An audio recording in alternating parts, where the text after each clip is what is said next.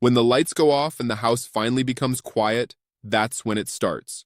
You slide your feet under the blanket, hoping for comfort, and instead, there it is. That burning.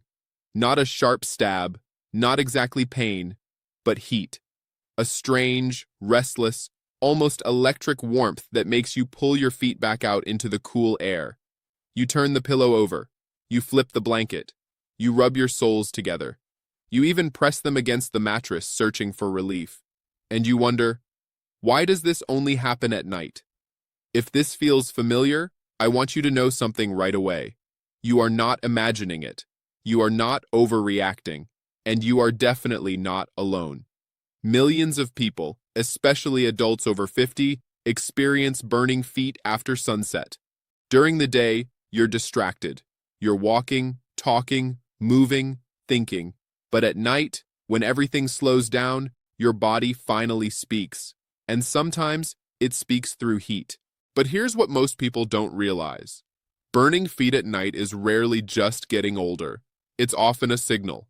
A quiet message from your nerves, your blood flow, your metabolism, even your stress levels. And tonight, I want to walk you through 6 hidden causes that many seniors never hear about. Some of them might surprise you. One of them might feel uncomfortably familiar, and at least one could change how you look at your health starting tomorrow morning. Let's start with something subtle. Have you ever noticed that the burning feels worse after a long day on your feet? Or after you've eaten something sweet? Or after you've been stressed? That's not random. Inside your body are billions of tiny nerve fibers, so small you'd need a microscope to see them. These nerves are like electrical wires carrying signals from your feet to your brain and back again. When they're healthy, they quietly do their job. You feel pressure, you feel temperature, you feel balance. But when they become irritated or damaged, they misfire. Instead of normal signals, they send confusion. Heat when there is no heat. Tingling when there is nothing touching you. Burning when your skin is perfectly cool. One of the most common hidden reasons this happens is something called peripheral neuropathy. Now, don't let the name scare you. It simply means the small nerves in the outer parts of your body, especially your feet, aren't working the way they should. And here's the part many people don't connect. Peripheral neuropathy often starts quietly, long before numbness, long before weakness, long before balance problems. It can begin as nighttime burning. You may not have been diagnosed with anything. You may feel mostly fine, but your nerves might already be under stress. And what stresses them the most? Blood sugar. Even slightly elevated blood sugar over time can irritate those delicate nerve fibers. Not just in people with diabetes, but in people with pre-diabetes. And here's the tricky part. Many adults over 60 have pre-diabetes and don't know it. You might think, but I'm not diabetic. And you might be right. But have you checked your fasting glucose recently? Your A1C? Because even mild insulin resistance can slowly inflame nerves. And nerves don't scream at first. They whisper, usually at night. But blood sugar isn't the only culprit. There's another hidden cause that rarely gets enough attention. Vitamin deficiencies, especially vitamin B12. Now, think about this. As we age, our ability to absorb certain vitamins decreases. You could be eating well, you could be taking supplements, but your stomach acid levels change over time, and that affects absorption. Vitamin B12 plays a critical role in nerve health. It helps maintain the protective coating around nerves called myelin. Without enough B12, that coating thins. Signals become distorted, and distorted signals often feel like burning. Here's something interesting. B12 deficiency doesn't always show up dramatically. It can creep in slowly. Mild fatigue, slight memory fog, occasional tingling, nighttime heat in the feet. Many older adults are low in B12 and never realize it. And the solution can sometimes be surprisingly simple once identified. But let's go deeper, because sometimes the burning isn't only about nerves. Sometimes it's about circulation. When you lie down at night, your body shifts blood flow patterns. During the day, gravity helps pull blood toward your legs. At night, that dynamic changes. If your blood vessels are stiff or narrowed, even slightly, Your feet may not receive smooth, steady circulation.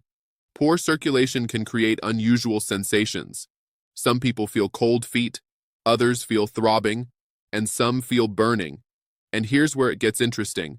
High blood pressure, high cholesterol, even a long history of smoking can subtly affect circulation to the lower extremities. You may walk fine, you may not notice problems during the day, but at night, when your body is horizontal and relaxed, the imbalance becomes more noticeable. Your feet, once again, speak up. Now I want to pause for a moment and ask you something personal. How stressed have you been lately? Stress doesn't just live in your thoughts, it lives in your nervous system. When you're anxious or tense, your body releases stress hormones like cortisol and adrenaline.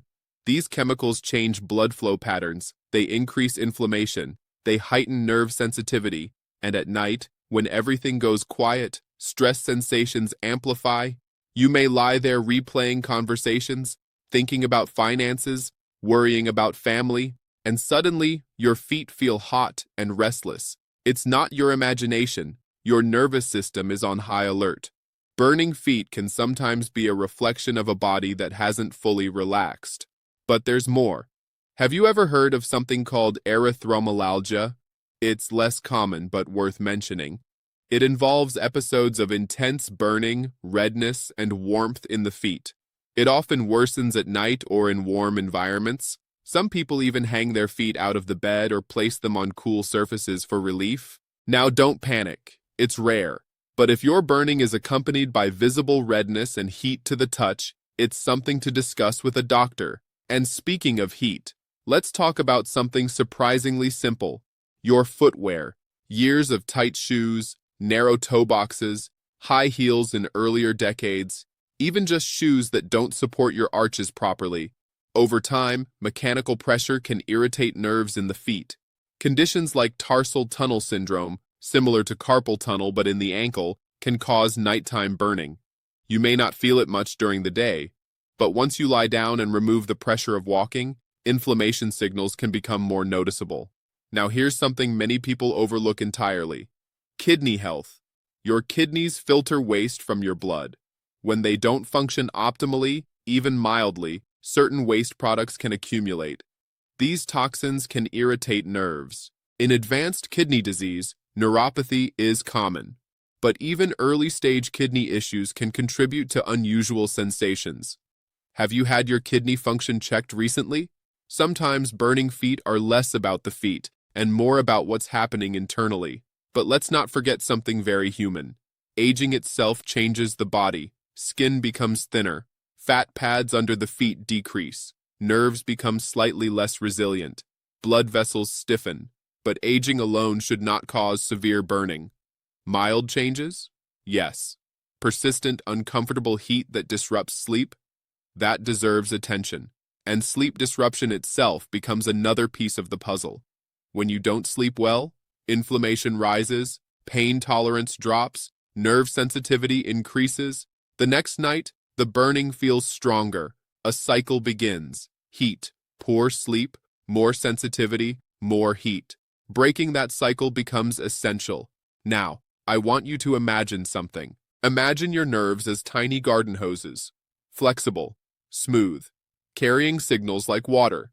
Over time, if debris builds up inside the hose, like high blood sugar, inflammation, toxins, the flow becomes irregular. Pressure builds. The hose vibrates. You don't see it from the outside, but you feel it. That's often what burning feet represent. So what can you actually do? First, don't ignore it. Second, don't jump to fear.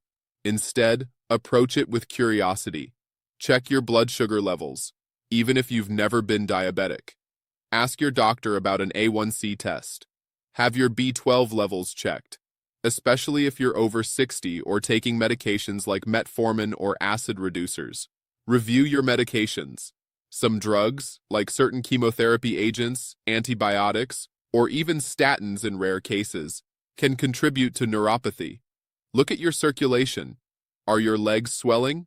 Do you experience cramping when walking? And perhaps most importantly, examine your lifestyle gently. Are you moving daily? Even short walks improve circulation dramatically. Are you staying hydrated? Dehydration thickens blood and can affect nerve signaling. Are you managing stress?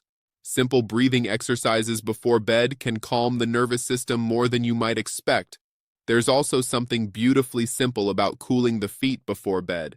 A brief, cool water soak, not ice cold, just comfortably cool, can calm inflamed nerve endings. Loose cotton socks can sometimes help regulate temperature. For others, keeping feet uncovered works better. You may need to experiment. But here's the hopeful part. Many causes of burning feet are manageable. Some are reversible. And even when nerve damage exists, lifestyle adjustments can slow progression and reduce symptoms. I've spoken with people in their 70s who thought nighttime burning was just their new normal. After addressing blood sugar and B12 levels, their symptoms improved significantly. The body is remarkably resilient when given support. But let me leave you with something deeper than medical advice. Your body whispers before it shouts. Burning feet at night may feel small, but it's information. It's your nervous system asking for attention. Not panic, not fear, just attention. And the fact that you're here, learning, listening, being curious, that already puts you ahead of where you were yesterday. Tonight, when you lie down, if you feel that warmth again, instead of frustration, try something different. Place your hand gently over your foot, take a slow breath, and remind yourself, my body is communicating. I'm listening. Because when you listen early, you often prevent louder problems later. And that, more than anything, is power. You are not broken. You are not helpless. You are informed. And sometimes that's the first step toward finally sleeping peacefully again.